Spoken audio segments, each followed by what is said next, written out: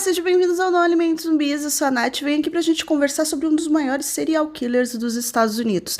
Eu estou falando do Jeffrey Dahmer, que vai ganhar aí algumas produções pela Netflix, mas eu te digo que já tem 3 documentários espalhados aí pelos streamings que eu já assisti e vou te falar um pouquinho se eles são bons, se vale a pena você assistir e também o que mais vai trazer nessa nova série que é produzida pelo nosso queridinho Ryan Murphy e também protagonizado pelo Evan Peters. Ele que tem toda aquela cara preparada e realmente ele tá, meu Deus, igual este homem que fez coisas horríveis durante 13 anos, nunca foi pego até 1991, quando ele acaba confessando todos os 17 assassinatos e como ele praticou canibalismo, a necrofilia, tortura, agressões sexuais.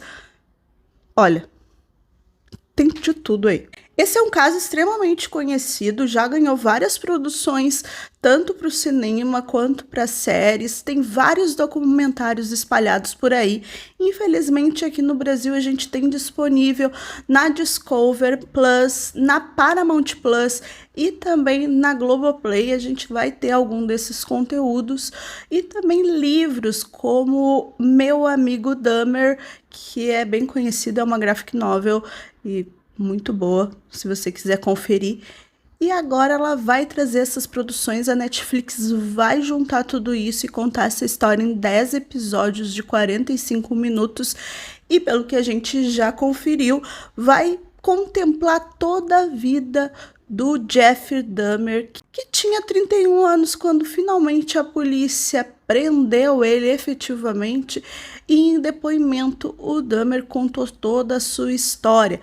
Quando a polícia chegou no seu apartamento, eles encontraram uma cena que, olha, nenhum filme de terror foi capaz de imaginar até aquele momento. O Jeffrey nasceu em 1960 e, a princípio, nada diria que ele se transformasse nesse monstro que ele acabou se transformando. Ele tinha uma família normal, ali pelos 4 anos ele ganhou um irmãozinho, mas os pais tinham que se mudar muito e viviam em conflito, viviam brigando. E também nesse período, quando ele tinha 4 anos, ele precisou passar por uma cirurgia por conta de uma hérnia dupla. Depois dessa cirurgia, os pais relataram que ele se tornou assim mais quietinho, não tão ativo como ele era antes e acabou desenvolvendo ali na infância um gosto um pouco peculiar por colecionar ossos de animais, né? Pegar aqueles animais que a gente às vezes acha morto pela estrada. Pois é, ele pegava esses animais, abria, tirava os ossos e como o pai dele era químico, acabou aprendendo algumas coisas ali, algumas soluções para dissolver a carne desses ossos. Algo que às vezes a gente até entende o porquê que as crianças querem saber como funciona, ou até mesmo um hobby de taxidermia, como ele veio falar anos depois que ele tinha, isso já mostrava sinais de que algo estava muito errado. Também, enquanto muito jovem, ele já começou a consumir álcool, tanto que os colegas da escola falavam que ele bebia antes, durante e depois das aulas, e isso só piorou com o passar dos anos.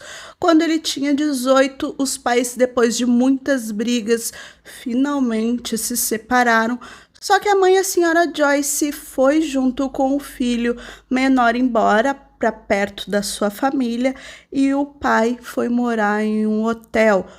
O Jeff ficou sozinho na casa durante um longo período e ali começou a pensar em coisas não muito legais e a cometer a sua primeira morte, o seu primeiro assassinato, quando ele tinha 18 anos. Muito dessa primeira parte sobre a infância, como ele foi criado, a doença psicológica que a mãe tinha, né? Ela passou também por algumas convulsões durante a gravidez do Jeff e precisou tomar algumas medicações que atualmente a gente sabe que não fazem bem, para mulheres grávidas e para o feto. Isso a gente vê no documentário da Paramount Plus, que saiu no início deste ano de 2022. São 4 episódios e se chama Jeff Dahmer, Assassino Canibal.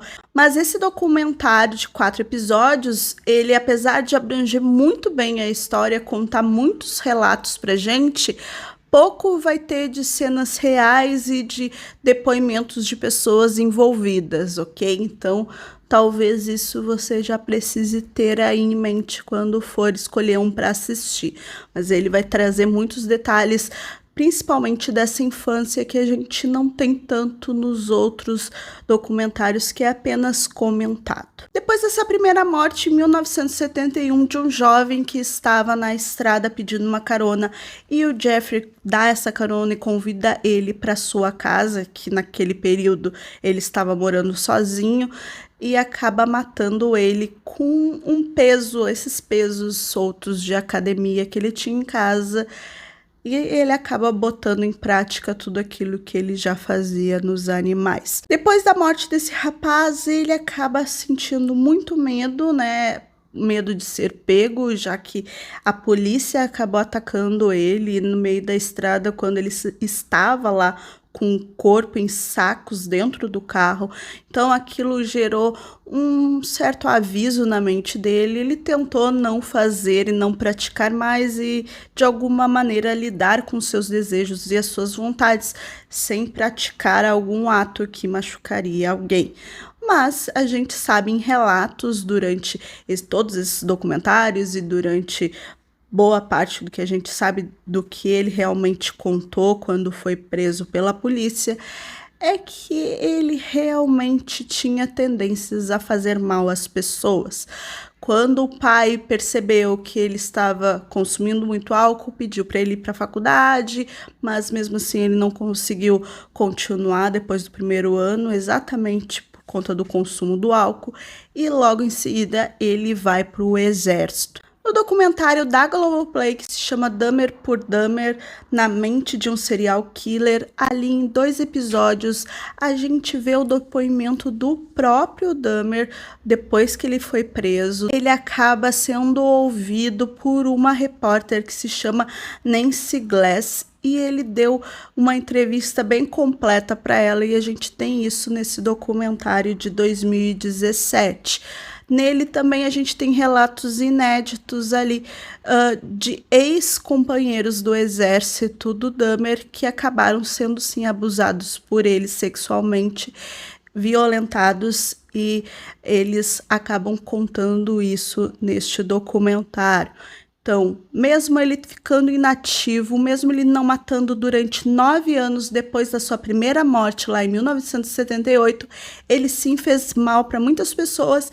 Mas ele tem a sua dispensa do exército, não por conta disso, mas por conta também ali do consumo do álcool que ele tinha voltado, e ele retorna para sua cidade e vai morar na casa da sua avó. Esse documentário da Globoplay, ele é bem impressionante, já que é ele contando, dando os relatos, a gente vendo essa entrevista que aconteceu lá em 1993, e o quanto ele tá calmo e fala aquilo de uma maneira muito, sabe, sem demonstrar pena, remorso. Ele apenas fala que sente muito, mas a gente vê que não. Ele tá ali muito sereno contando tudo aquilo e tudo que ele fez. Então chega a dar um certo arrepio.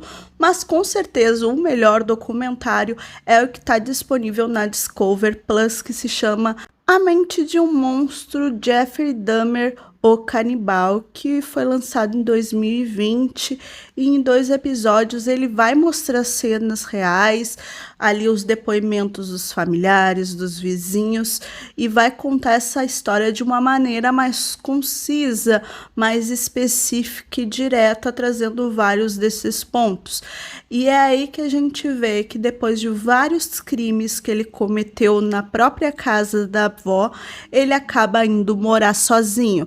Aí ele começa a matar e até mesmo a provar, a comer carne humana. É aí que vem toda essa história dele ser canibal, porque sim, ele tinha a tendência a ir em bares, a ir em boates e a escolher o homem que ele tinha ali na sua visão o mais bonito.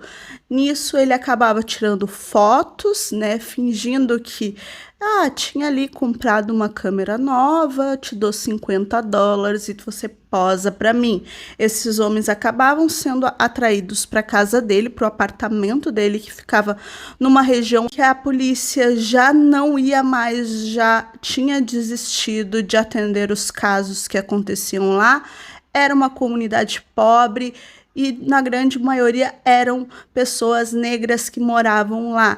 Então, era realmente um lugar muito afastado, onde ele sabia que ele não ia ser, digamos, incomodado. Então, um homem branco ali com aquele jeito que diziam ser calmo e educado, provavelmente nunca seria suspeito de nada. Então, ele usa isso a seu favor. Porque muitas pessoas falavam na época que como um homem daqueles tinha cometido todo aqueles crimes. Ninguém olhava e dizia que poderia ser sim um canibal, um assassino que estava ali morando ou vivendo naquela região. Infelizmente, naquele apartamento 213, ele cometeu os grandes crimes que ele foi acusado. Além já de ter matado muitas pessoas, muitos homens antes, ali ele começa a cortar e a guardar a carne humana das suas vítimas e a consumi-las. E também vem a ideia de construir um altar ali no apartamento, na sua sala, com os ossos, os crânios, tudo que ele pudesse guardar das suas vítimas. Por isso as fotos. Ele queria uma relação, digamos, das pessoas que não abandonassem eles. Por isso que ele acabava dopando, usando remédio para eles dormirem. Quando eles dormiam, ele, assediava, abusava desses homens e mantinha eles ali.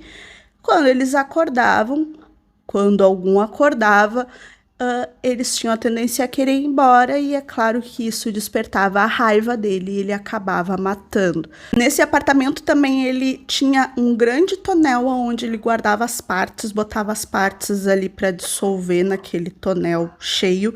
E é isso que a polícia encontra em 1991, quando um dos homens que ele acabou atraindo para o seu apartamento acaba conseguindo se soltar e sai correndo e encontra ali uma viatura da polícia e pede para eles irem junto até o apartamento, porque o Dahmer tinha colocado uma algema nele e é claro que a polícia com a chave deles não conseguiu tirar.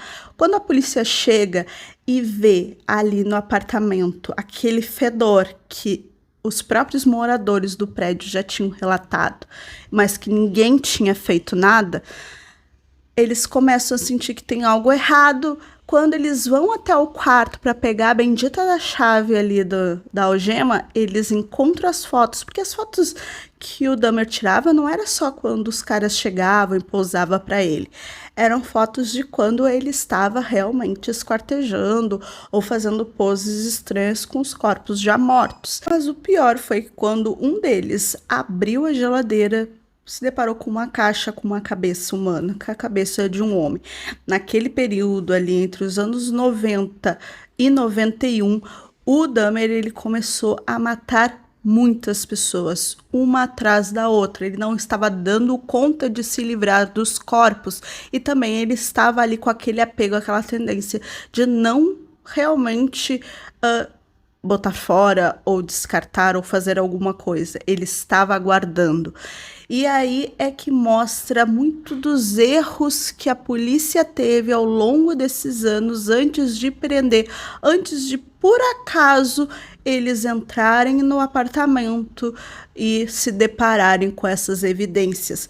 porque a gente vê em todos esses documentários que sim, a polícia já tinha sido notificada, coisas que o Dahmer já tinha sido feito, e polícia que entrou dentro do apartamento dele tinha um corpo lá, e eles não viram.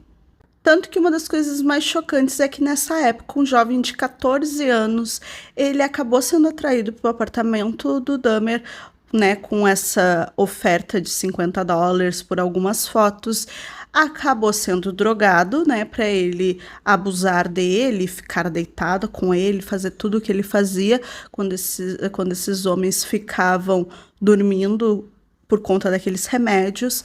Só que naquele período ali também, no final aí, antes dele ser preso, ele começou a ter tendências a querer, digamos, transformar esses homens em zumbi. Como? Ele acabava perfurando a cabeça até chegar no cérebro, enquanto eles estavam dormindo, e injetava ali água quente ou uma outra solução que deixava essas pessoas tontas, quase sem vontade própria. É claro que nada disso deu muito certo. Muitos deles morreram e um desses, que foi esse garoto de 13 anos, acabou fugindo quando acordou. Depois disso, muito tonto, como se estivesse extremamente bêbado, saiu nu pela rua e uma mulher negra, viu ele, denunciou, ligou para a polícia, ligou para um bombeiro, e quando a polícia e os bombeiros chegaram, o Dahmer também chegou e disse que ele era namorado do rapaz, que ele estava muito bêbado e que levaria ele para casa, levaria de volta para o apartamento. A polícia deixou. E a polícia foi até o apartamento mesmo, a mulher dizendo que tinha algo errado, já que ele estava muito machucado, tinha aparecido nu daquele jeito na rua. E a polícia simplesmente deixou. Foi até o apartamento junto com o Dahmer e o rapaz.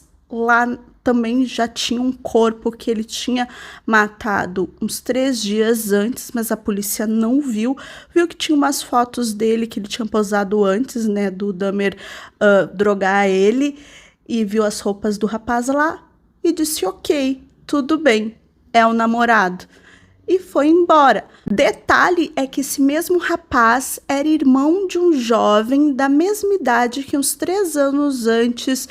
O Dahmer também tinha tentado fazer a mesma coisa, mas fugiu, denunciou para a polícia, e o Dahmer ficou preso por conta disso, né?